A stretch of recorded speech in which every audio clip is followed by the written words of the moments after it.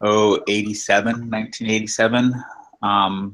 And you fast forward that to nowadays, and it's database-driven internet applications. And somewhere around 2007, 8, I started seeing this shift in how I was building things and using internet technology versus backend, exclusively backend technology. And I started studying this new approach that was being called APIs. And here I am, I guess 10 years, almost a decade later, still studying it and have made a career out of it. Awesome. So why APIs, Ken? Drove you away from database development to APIs? Well, let me give you some context too. These are all pretty well computer science-like students. They're what is it? Sophomores, to translate to the U.S. term of undergraduate. Mm-hmm. And so it's an software engineering course. Really kind of a broad level because it's a first of about 4 software engineering courses. So I go really shallow on a wide range of subjects with these guys. Great. Well, I pulled together, if you look at my site, I pulled together kind of a story as I do in my way, kind of how I see APIs impacting what I would consider the fundamentals of software engineering. And what really attracted me to APIs was, so at the time, 2007, 8, I was working at SAP, which is a big software, enterprise software vendor. And so they have their top-down governance, how you build software to match the enterprise model.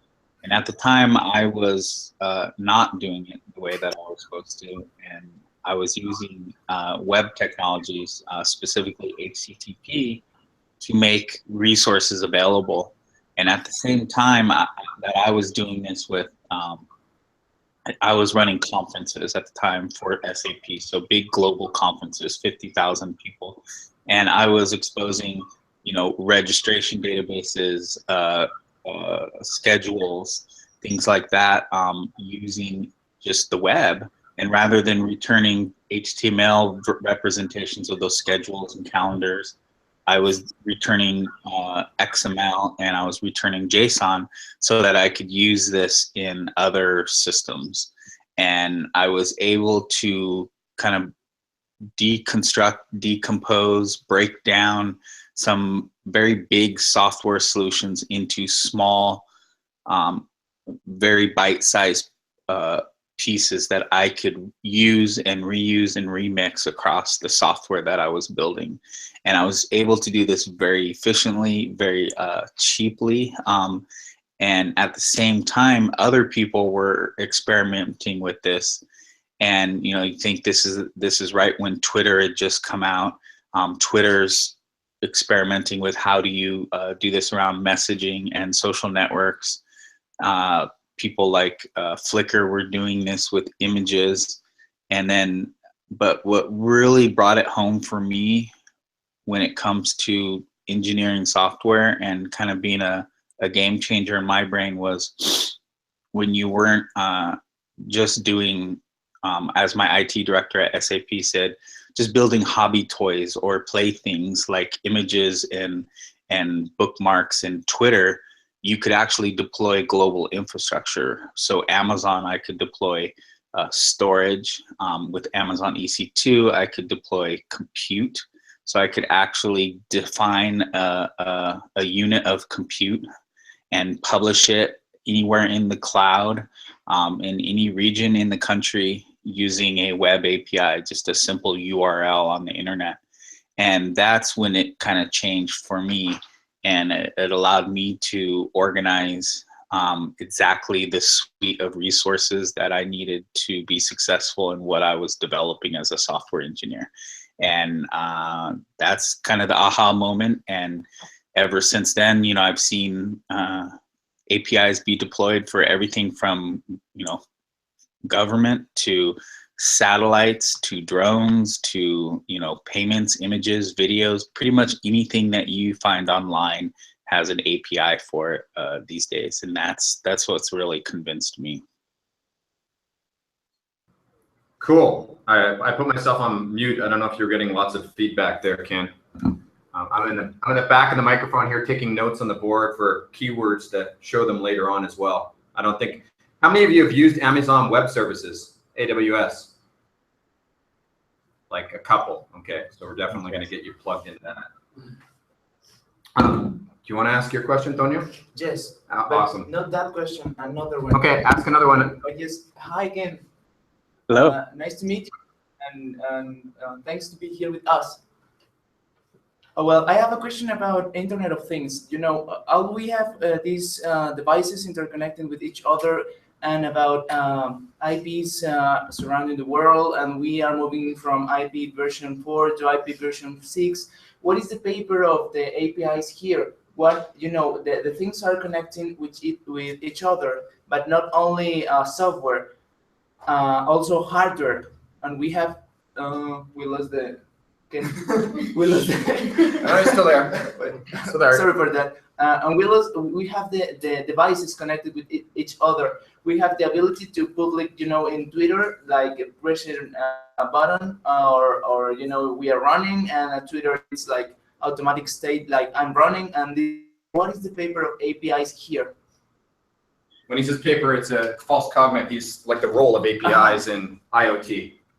Yes. Yeah. I makes sense. So, so as I see it, you know, the evolution of APIs, you know, from about 2000 till 2010 was very much a web focus. So it was about taking information or content, data, or algorithms and exposing it for use in websites.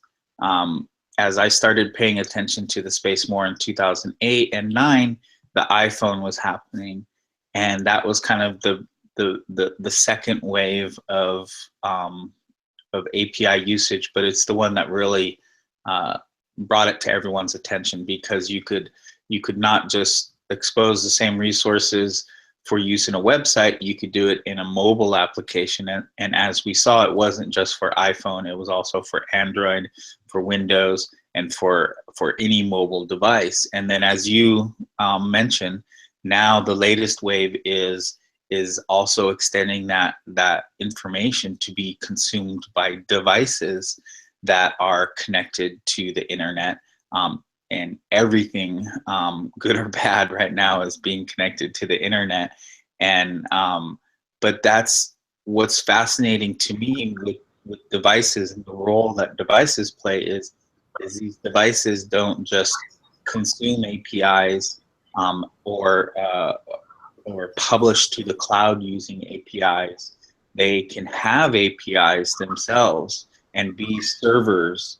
And so your car, your home, industrial control systems can all have individual APIs. And the easiest way to think about this is the Raspberry Pi or the Arduino, the little board that you can program, that lots of people know as the Internet of Things, that can have APIs, and that can read and write and use APIs that are in the cloud.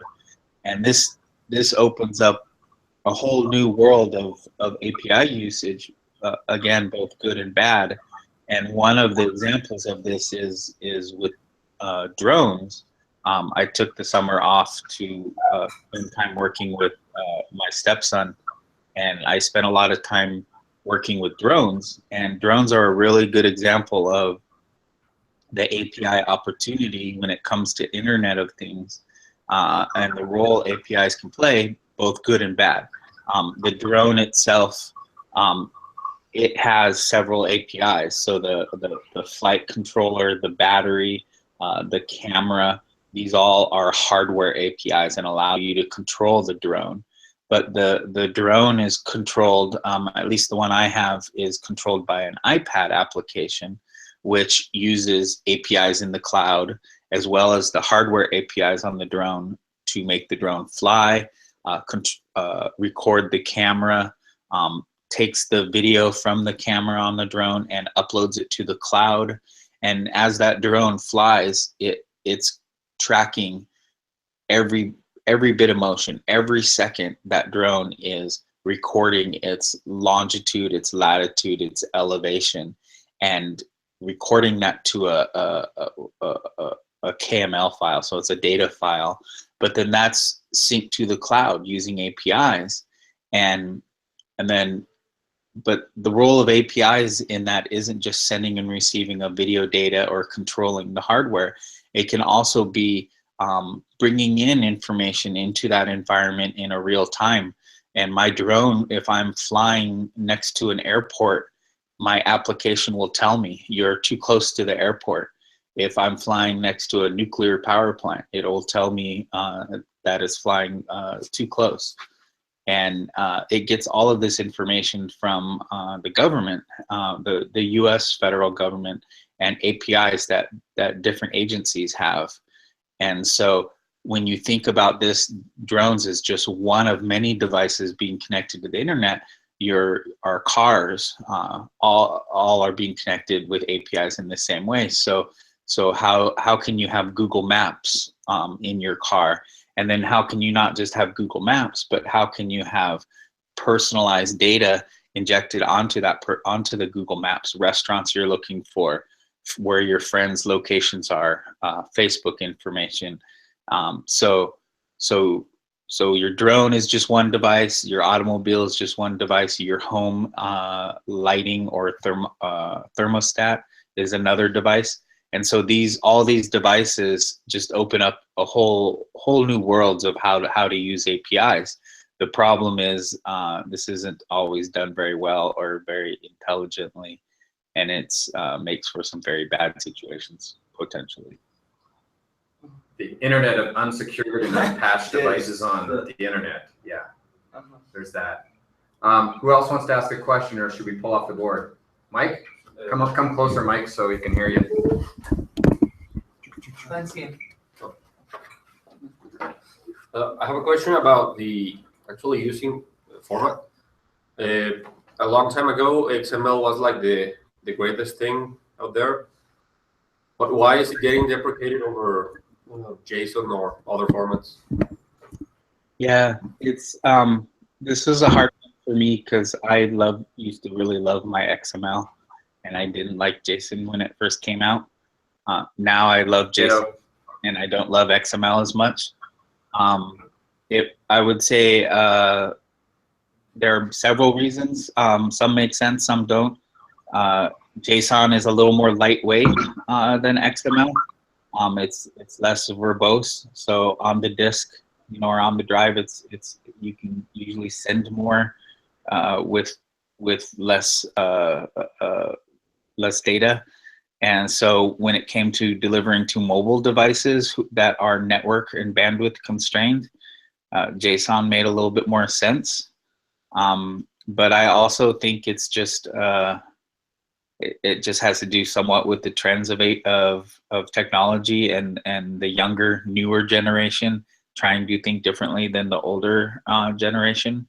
And I think I kind of exist in both worlds. I'm the older developer who loves XML, but I'm also a newer developer who sees the potential for JSON in a network constrained environment. I would also point out that I see another transition right now happening from JSON to YAML. So yet another markup language. If you're not familiar with YAML, it's being used to replace JSON in many situations. And so I think we're just gonna always see transitions and evolutions in how we describe our data, and then how we transmit and share that data. I think why YAML is becoming popular is because it doesn't have the brackets, it doesn't have all the delimiters that we're used to in XML and JSON, and it's more plain English for the human user or the non-technical user. And I think that's an important characteristic, although I still very much love my JSON. Thanks, Mike. Other questions, guys? getting feedback on myself. You can hear you better that way. So the question would be, what are some examples of some well-designed APIs, and why would you say they are well-designed? Good question. What do they do right? Yes. Well, the question of what is a well-designed API is there's a lot of many views on that. I would, to start with, I would say some well-designed APIs are Twilio is a good place to start. It's a messaging, SMS messaging API, video voice API. They do quite a bit of things with telephony and making calls and voice on the internet. It is probably one of the better designed APIs, both from the actual design of the API endpoints, excuse me, as well as all the parameters, the data that gets the response and the request models. It all works very well. Second, I would say Twitter is a well-designed API, and not because it's technically makes people who really believe in RESTful APIs happy, because not much makes them happy. It has to be very perfect and strict to make them happy. Twitter doesn't follow all of the rules, but I think what is more important is the meaning. So how you design your APIs, if it's simple, if it's meaningful, and if it's easily understood and intuitive, that can be better designed than just restfulness or specifically following the HTTP specification. So I recommend when it comes to well-designed APIs, you think about how it's going to be used and who you're targeting, because sometimes an API such as Flickr, Flickr is the image API, is actually a very badly designed API. It's one I would not recommend copying, but it was well received because it made sense to a whole group of photographers. So when you look at APIs that are looking for APIs that are well designed, I think it's not just the naming of the URLs or the endpoints, it's also how it will reach its audience and get used. If it's well designed, it'll speak to a large audience, not just technical users. Cool. I like finding out a bad API as well, or one that's maybe just got crufty over the years is an important message for students to see that we can't have a great design and it's just going to work out great. Things grow. And other questions, guys?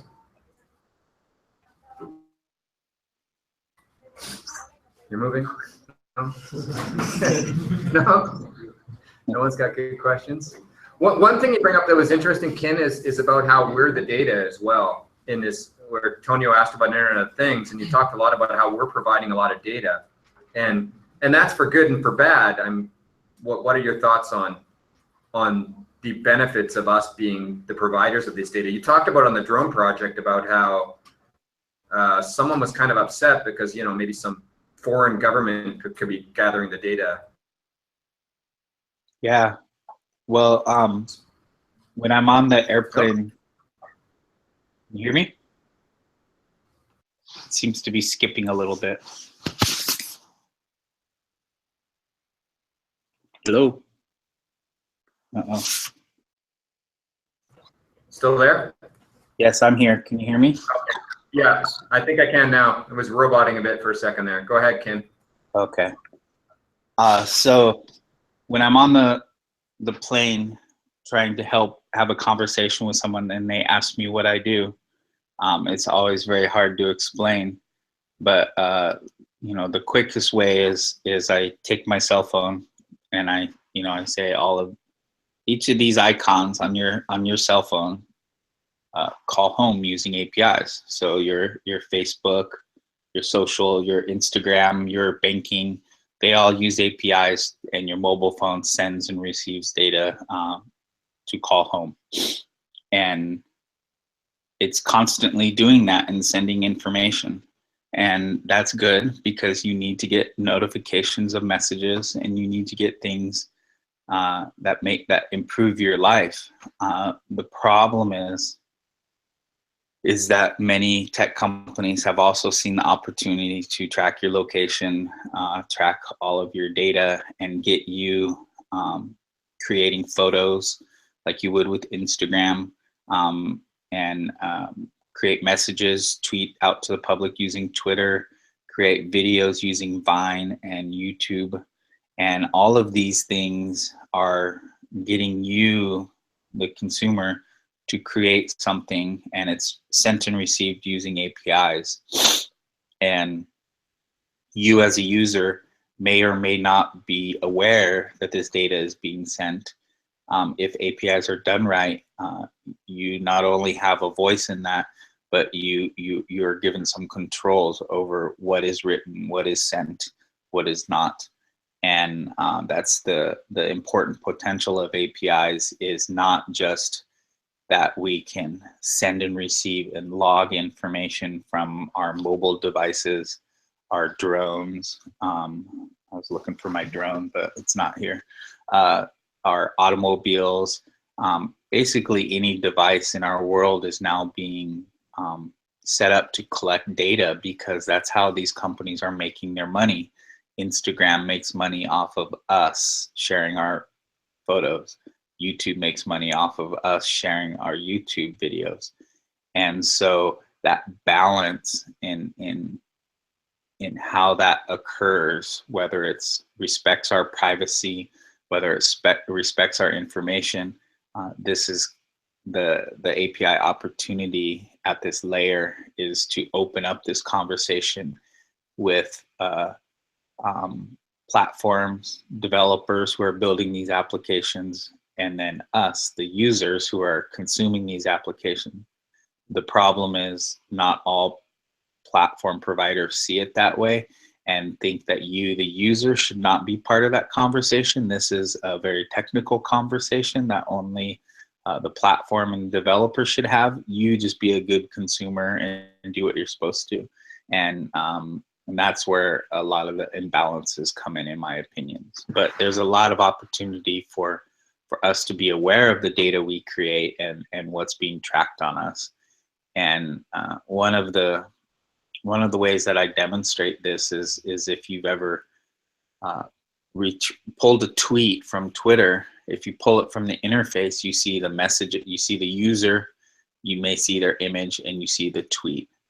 But if you pull it from the API, you'll see that that tweet has a wealth of information associated with it. It has longitude and latitude. It has all your friends. It has a whole wealth of information about you that isn't shown necessarily in that tweet. And that can provide a lot of context about who you are, where you're at, what you're doing. And it can make for some very interesting applications, but it can also make for some lots of misuse by tech companies, and as we've seen by our own US government. Cool. Actually, I wrote MVC up on the board earlier to talk about model view controller with them. They don't really see design patterns till another semester, but I think it's really important for them to go and dig into, say, the API level of Twitter and see what's exposed in that model at that level and hidden in the view that they're normally seeing. That's a great point. One thing I'm going to bring up with them, because these are students, is there's been a lot of push of us using the anti-plagiarism software plugins to Blackboard and stuff. I think Secure Exam, and I can't remember what you guys are being exposed to. And I was having a kind of heated discussion about it. And my point is that it's really, the students aren't realizing that their data is being used to finance that company and what they're doing there. So we're going to have a larger discussion later about that. I don't know if you've probably thought about that a little bit in higher ed and how this links in publishers and Blackboard. Oh yeah, I was open up a can of worms.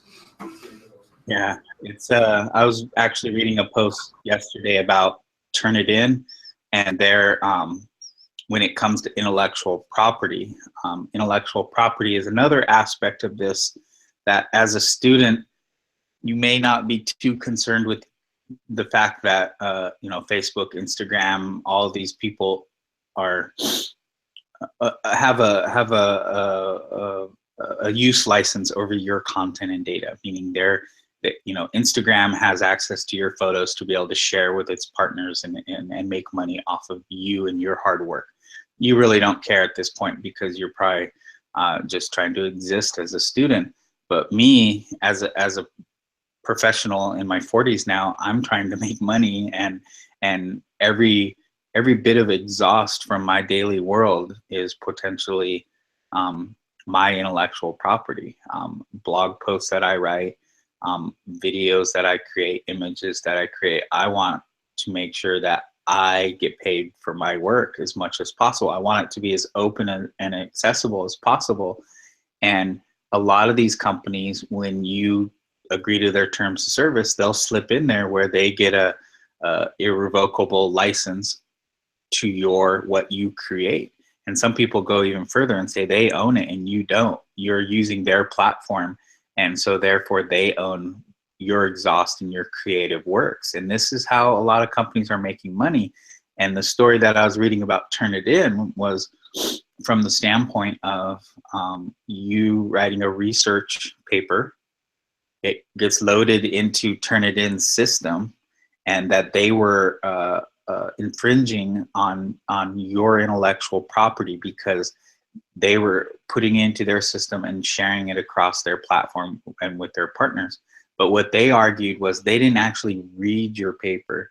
They just encoded it in a way, uploaded it, and to be able to compare it with other patterns of other people's papers. So they weren't reading it. And in a court of law, I mean, I don't necessarily agree with this, but they say they weren't touching you as a student, your intellectual property, which I think is kind of bullshit, because it's just a smoke and mirrors from a technological sense. I think it's one layer hiding it behind legal, one layer hiding it behind the technical complexity of code.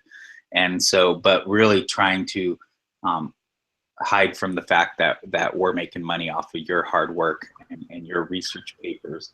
And I'm able to make a business and make good money off of telling you you're cheating, or that the world is just remixed and used. The hiding behind a technicality is hilarious, Ken, because it reminds us of students trying to get out of cheating by looking at it. Oh, I wasn't really kind of finding a technicality to get out of it. And it sounds kind of humorous within the context of Turnitin and SafeAssign.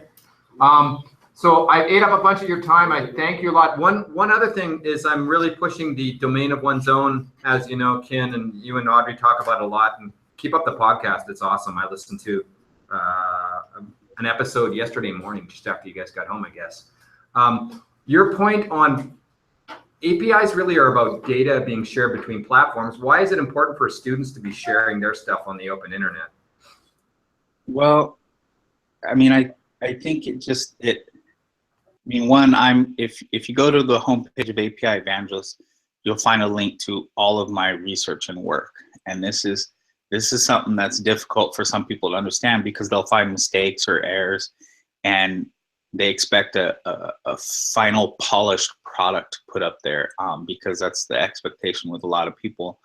I'm very transparent in just how I work, and I publish things as I'm working, as I'm thinking, because I feel personally that this type of transparency helps me think broader, wider, and sets the stage from a SEO, search engine optimization kind of vantage point, and that people are able to find my work and give me feedback on my work early on before I finish the actual final product and what I'm trying to accomplish. And that sort of transparency is really important to me for just sharing ideas, building and evolving my ideas, because I think in the context of Turnitin and saying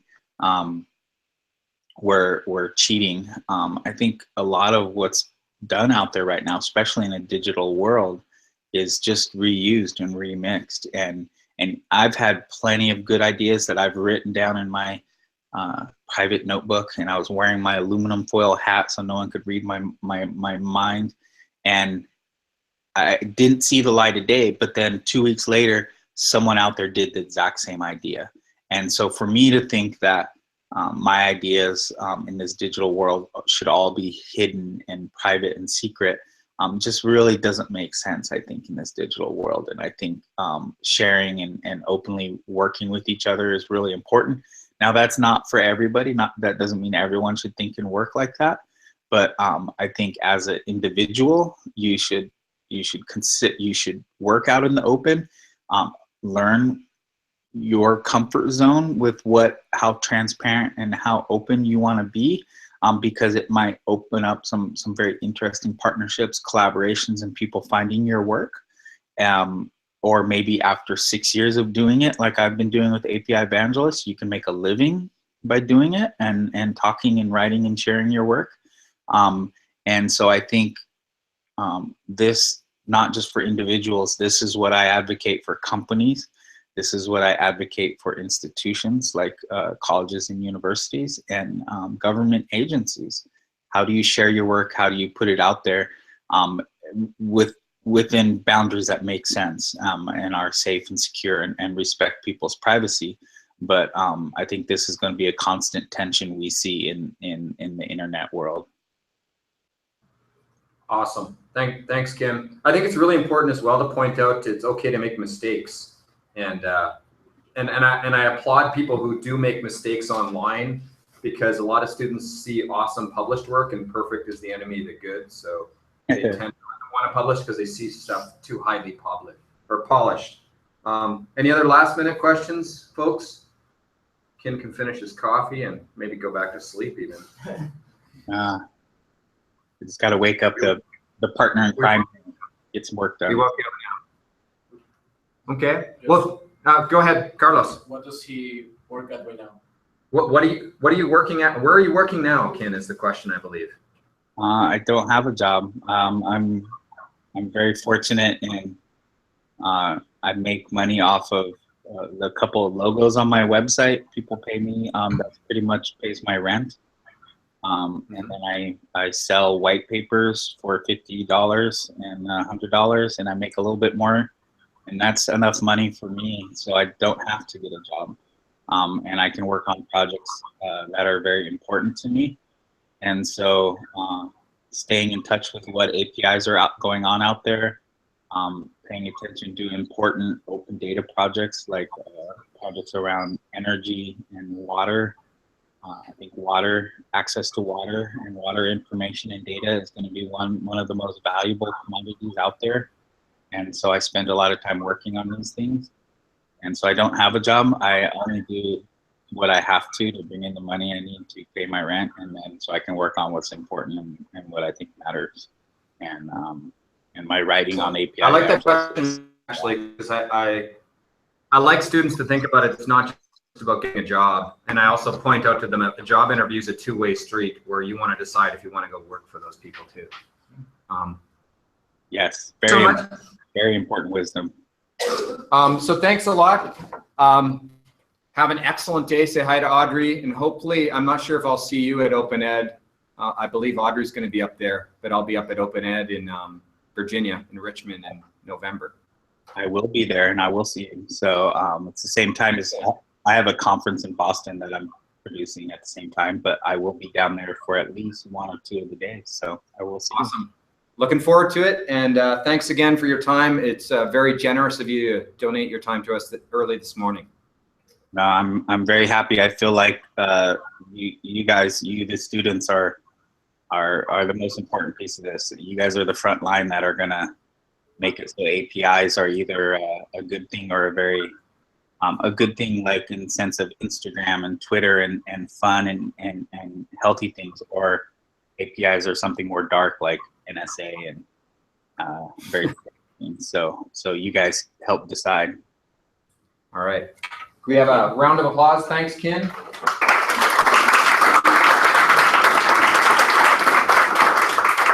All right, I'll hit the stop broadcast. Thanks a lot, Kim. We'll be talking soon. All right. Thank you. Cheers.